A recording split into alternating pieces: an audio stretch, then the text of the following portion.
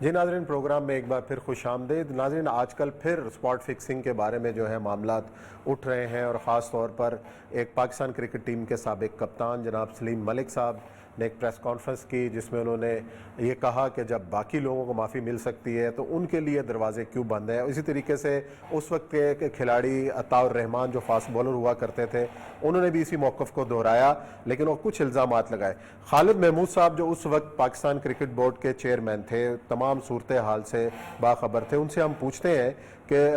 یہ سارا معاملہ ہے کیا۔ السلام علیکم خالد صاحب۔ جی وعلیکم السلام، بہت مہربانی کہ آپ کرکٹ کو تھوڑی بہت توجہ دے رہے ہیں، جی کیونکہ آپ جانتے ہیں کہ پاکستان والوں کو، پاکستانی قوم کو اس موضوع میں اور اس اپنی کرکٹ ٹیم میں بہت دلچسپی ہے، اور یہ بہت ہی سنجیدہ بھی معاملہ ہے۔ جی بالکل۔ کہ ایک زمانہ تھا، یہ 90 کی دہائی کی بات ہے، کہ شدید قسم کی یہ الزامات لگ رہے تھے مختلف کھلاڑیوں پر۔ اس زمانے میں یعنی اسپاٹ فکسنگ تو بعد میں آئی، اس زمانے میں میچ فکسنگ کا زیادہ رواج تھا، مطلب پورا میچ ہی فکس ہو گیا۔ جی ہاں، وہ پورا ہوتا تھا۔ تو سلیم ملک خاص طور پہ زیر اعتبار آئے، راشد لطیف وکٹ کیپر تھے ہمارے اس زمانے میں، انہوں نے یہ انگلی اٹھائی کہ جناب یہ تو بالکل بے ایمانی ہو رہی ہے اور فیئر نہیں ہو رہی ڈیل ساری، کرکٹ ٹھیک نہیں ہو رہی۔ تو پھر میں نے خاص طور پہ درخواست کی اس وقت کے جو سرپرست تھے پاکستان کرکٹ بورڈ کے، صدر پاکستان جناب رفیق طارق، اور ان سے کہہ کے یہ انکوائری شروع کروائی۔ انہوں نے لاہور ہائی کورٹ کو لکھا اور انہوں نے اپنے ایک جج کو مقرر کیا، ملک محمد قیوم صاحب کو، اور یہ سارا معاملہ ہوا۔ ان کے سامنے سلیم ملک صاحب جو تھے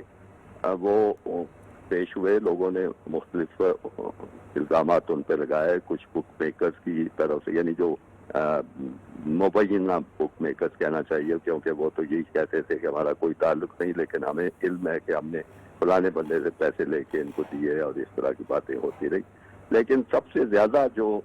سخت قسم کی اور ٹھوس شہادت سلیم ملک کے خلاف آئی، وہ آسٹریلین کھلاڑیوں کی طرف سے آئی تھی، اور آسٹریلین کھلاڑی بھی کوئی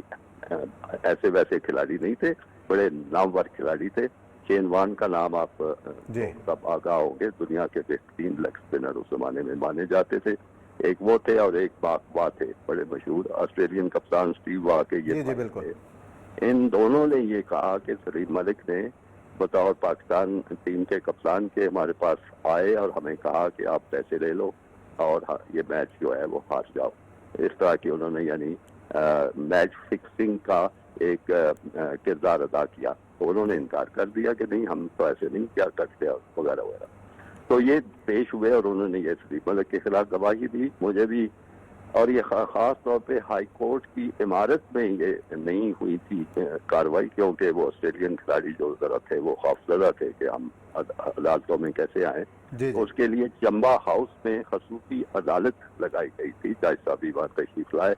مجھے بھی بطور چیئرمین کرکٹ بورڈ ٹیلی فون کیا گیا کہ آپ بھی آئے، اور میں وہاں پہنچا اور میں نے سنا بڑی واضح اور ٹھوس الفاظ میں، بڑے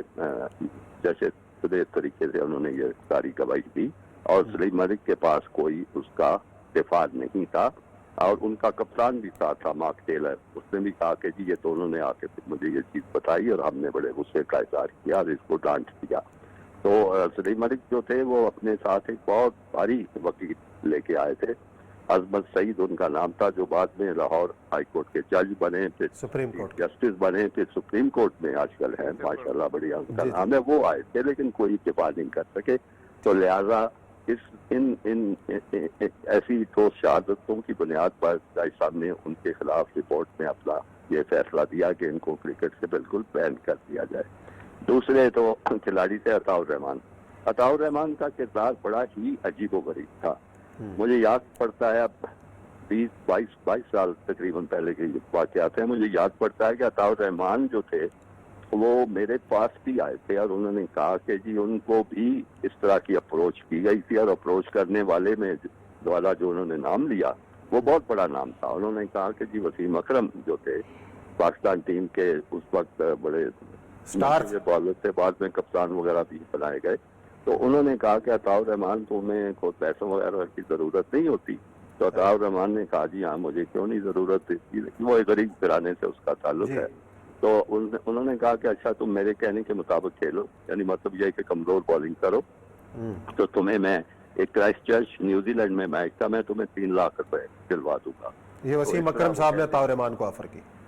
جی کہا، اور اس طرح انہوں نے وہ بالنگ کی، کمزور بالنگ کی، اور 3 لاکھ روپے اپنے لیے حاصل کر لیے۔ یہ ان کی ساری داستان تھی۔ ٹھیک ہے، تو میں نے اس کو کہا کہ یہ تو بہت ہی اہم چیز ہے، اور تم اس کے بارے میں بالکل عدالت میں پیش ہو اور بیان کرو، بالکل گھبراؤ نہیں۔ وہ ذرا گھبرایا بھی ہوا تھا کہ یہ میں بات کروں نہ کروں، پھر اس نے اسی چیز کو ایک تحریر کی شکل میں لکھا، پھر اس کا ایک حلف نامہ تیار کیا جو کہ اس نے جج صاحب کے سامنے جا کے وہ دیا، اور یہ عدالتوں کے سامنے گواہی ہے، وہ بڑے خوفناک الفاظ ہوتے ہیں۔ ہر کھلاڑی آتا ہے، وہ کہتا ہے کہ میں اللہ تعالیٰ کو حاضر ناظر جان کر سچ کہوں گا، اور سچ کے سوا کچھ نہیں کہوں گا، اگر میں جھوٹ بولوں تو مجھ پہ اللہ کی لعنت ہو۔ تو وہ سارا کچھ ہوا، اور یہ سارا واقعہ کہنے کے بعد، ایک حلف نامہ تیار کرنے کے باوجود، اس کا حلف نامہ جو ہے وہ کئی لوگوں کے ہاتھوں میں بھی پہنچا تھا، اس کے باوجود پھر وہ دوبارہ پیش ہوا جج صاحب کے سامنے، تو وہ اپنے سارے بیان سے مکر گیا، انکار کر گیا، اور اس نے کہا کہ نہیں جی وہ تو مجھے یہ غلطی لگی، وہ اب مجھے یاد نہیں تفصیل کہ کس طرح اس نے کن الفاظ سے کہا، وہ تو میں نے ایسے کہہ دیا تھا جی، اصل بات ایسے نہیں ہے، وغیرہ وغیرہ۔ وہ وسیم اکرم مجھے خود مدد کر رہے تھے ایسی چیزوں سے کہی۔ اب وہ بڑی مشکل پیش آ گئی جج صاحب کے لیے بھی کہ اگر ایک بندہ اپنی گواہی سے مکر جائے تو پھر وہ کسی کو اس کی بنیاد پہ کیا سزا دے سکتے ہیں۔ لیکن انہوں نے اس کے باوجود پھر ظاہر ہے ان کو بھی یہ بڑی اس کی حرکت ناپسند آئی، تو چونکہ اس نے پہلے خود تسلیم کیا تھا کہ میں نے وسیم اکرم سے پیسے لیے اور پھر اپنے بالنگ اس طرح کی نہیں کی جس طرح مجھے کرنی چاہیے تھی، تو اس کی بنیاد پہ انہوں نے اس کے خلاف بھی لائف بین کی سفارش کی، جس پہ عمل ہو گیا، کرکٹ بورڈ نے عمل کر دیا۔ لیکن بعد میں عجیب و غریب مزید واقعات پیش آئے۔ سلیم ملک اس وقت تو کہیں کچھ اپنا دفاع نہیں پیش کر سکے، لیکن کئی سال کے بعد، تقریباً 10 سال کے بعد، غالباً 2008 میں انہوں نے کوئی پٹیشن، کوئی دعویٰ دائر کیا کسی سول کورٹ میں، سب سے جو نچلے درجے کی عدالت ہوتی ہے، اور وہاں پہ کوئی اپنی مرضی کے حقائق پیش کر کے، انکنٹیسٹڈ کیس تھا، اور تو کوئی اس میں پارٹی تھی کوئی نہیں، فریق تھا ہی نہیں، اور وہاں سے انہوں نے ایک ان سے حاصل کر دیا کہ اس کے ساتھ زیادتی ہوئی ہے، لہذا اس سے وہ لائف جو ہے وہ ہٹا دیا جائے۔ اچھا، یہ تو بات ہوگی سلیم ملک صاحب کی، لیکن ابھی جو شعیب اختر نے بھی جو باتیں کہی ہیں کرکٹ بورڈ کے حوالے سے، اس کو آپ کس طرح دیکھتے ہیں؟ کیا شعیب اختر بالکل ٹھیک کہہ رہے ہیں؟ دیکھیے بات یہ ہے کہ شعیب اختر جو کہہ رہا ہے وہ اس کی رائے ہے، اب رائے کا تو حق ہر کسی کو ہے۔ آپ مثلاً اوریا صاحب بہت بڑے اینکر ہیں، اور آپ ماشاءاللہ اسی طرح ساتھ ان کے بیٹھتے ہیں پروگرام میں، اور آپ ظاہر اپنے بارے میں بہت ہی اچھی رائے رکھتے ہوں گے۔ کوئی اور دوسرا بندہ اٹھ کے کہہ سکتا ہے کہ جی میں ان کو نہیں، کچھ بھی نہیں سمجھتا، تو اس میں کوئی حد تک کہ عزت والی یا ڈیفیمیشن والی یا لائبل والی کوئی بات نہیں ہوتی۔ تو شعیب اختر کی رائے سے آپ اتفاق کریں یا نہ کریں، اس کی رائے ہے، لیکن یہ بات درست ہے کہ اس نے سخت الفاظ بھی استعمال کیے ہیں، بہت نالائق ہیں، ان کو کچھ نہیں پتا، اور آج تک کوئی کیس انہوں نے جیتا نہیں ہے، کچھ جیتے بھی ہوں گے، کچھ ہارے بھی ہوں گے، تو وہ اس نے مطلب یعنی کچھ حد سے تجاوز تو کیا ہے، لیکن میرا خیال ہے پھر بھی نہ کوئی غیر پارلیمانی الفاظ بھی اس نے استعمال نہیں کیے، اور اس کی بنیاد پہ نہ وہ پکڑا جا سکتا ہے۔ میں خود بھی پاکستان کرکٹ بورڈ کی جو قانونی یہ ٹیم ہے پوری کی پوری، یہ مشیر جو ہے، اور اس کے علاوہ یعنی بڑی عجیب بات ہے، میرا کوئی تقریباً 1972-73 سے کرکٹ بورڈ سے تعلق رہا ہے مختلف حیثیتوں میں، آج تک میں نے اتنی لمبی چوڑی ٹیم، ایک بلکہ فوج کہنا چاہیے قانونی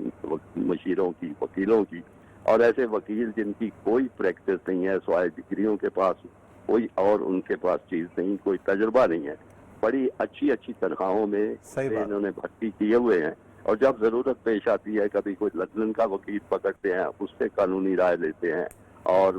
وکیل پھر پیش کرنے کے لیے بھی بات سے لیتے ہیں۔ ان کے یہ جو وکیل ہیں سوائے اللہ تللے کرنے کے، دورے کرنے کے، اگلے دن بھی ان کے ایک وکیل کے بارے میں تفصیل آئی ہوئی تھی، سلمان نصیر ان کا نام ہے، 80 لاکھ روپیہ ایک کیس کے سلسلے میں انہوں نے باہر کے دورے کرنے میں، ہوٹلوں میں ٹھہرنے میں، اپنے آنے جانے پہ اخراجات اٹھائے ہیں، تنخواہ ان کی اس کے علاوہ ہے۔ تو اس صورتحال میں میں سمجھتا ہوں کہ شعیب اختر نے بالکل ٹھیک یہ کہا ہے۔ نقطہ اٹھایا ہے کہ یہ کس کام کے سارے لوگ رکھے ہوئے ہیں اور ان کا کیا کردار ہے. باقی ان کی رائے ہے، اگر ذرا اچھے الفاظ میں، بہتر الفاظ میں. اچھا بالکل خالد صاحب، ایک اور سوال میں یہاں پوچھوں گا کہ آپ جب چیئرمین کرکٹ بورڈ تھے اور یہ 90s کا ہی دور ہے جس کے اندر یہ میچ فکسنگ کے حوالے سے بڑے سوال بھی اٹھے اور بڑی خبریں بھی ہیں اور اس وقت کے سٹار کھلاڑی اس میں ملوث بھی نکلے. چلیں، آپ نے ایک کمیشن کی طرف خط لکھا کہ اس پر کمیشن بنایا جائے، لیکن ایک پی سی بی کے اندر ویجیلنس سیل بھی ہوتا ہے، خاص طور پہ ڈپیوٹ بھی ہوتے ہیں. کیا آپ کو ان سے پہلے بھی یہ علم تھا کہ یہ پاکستان کرکٹ کے کچھ سٹارز جو ہیں یہ میچ فکسنگ یا سپاٹ فکسنگ میں ملوث ہیں؟ کچھ اطلاعات مل رہی تھی؟ کہ بڑی عام بات ہوتی تھی، تو لہذا اس بارے میں تجسس ہونا اور اس بارے میں شبہ ہونا اور فکر مند ہونا، یہ تو بڑی ہر کرکٹ ایڈمنسٹریٹر نہ صرف پاکستان میں بلکہ ساری دنیا میں لوگ پریشان تھے. ہندوستان میں بھی یہ تھی، آپ جانتے ہیں کہ ان کے بڑے بڑے کھلاڑیوں کے نام اس میں آئے تھے. اظہر الدین ان کے سابق کپتان اور بڑے کھلاڑیوں کے نام آئے، اور سب سے بڑا نام اور دوسری طرف آیا جنوبی افریقہ میں. ان کے بہت کھلاڑی تھے، ہینسی کرونیا، وہ آئے، پکڑے گئے. پھر انہوں نے پہلے اس کا انکار کیا، پھر جب ٹھوس گواہیاں سامنے آئی پھر انہوں نے اس کو مانا، اور وہ پھر جو بھی معاملہ ہوا. تو اس کا مطلب تو یہ ہوا کہ اس وقت کے تمام ملکوں کے جو بورڈز تھے وہ ان پلیئر پاور کے آگے بے بس تھے. نہیں، پلیئر پاور کے آگے بے بس ہونے کی یہ بات نہیں ہے. بات یہ ہوتی ہے کہ سچ بولنے کا رواج کم از کم باقی ملکوں میں کچھ ہو تو ہو، پاکستان میں بالکل کوئی نہیں ہے. میں نے آپ کو ابھی حلف کے الفاظ پورے سنائے ہیں. وہ حلف اٹھا کے جب لوگ جھوٹ بول رہے ہوں تو کیا پاور رہ جاتی ہے؟ یعنی آپ کیا کر سکتے ہیں؟ آپ بڑے سے بڑا جو مجرم ہوتا ہے، قاتل ہو، ڈاکو ہو، ڈکیت ہو، اس کو بھی آپ موقع دیتے ہیں سماج. چلیں جی، بہت شکریہ خالد محمود صاحب، آپ تفصیل سے اس ایشو کو ہمارے ناظرین کو بتا رہے تھے. ناظرین لیتے ہیں بریک، اور بریک کے بعد آئیں گے اور ذکر کریں گے مشن اسار کا، اور ہمارے ساتھ ہوں گے الخدمت پاکستان کے صدر میاں عبدالشکور صاحب.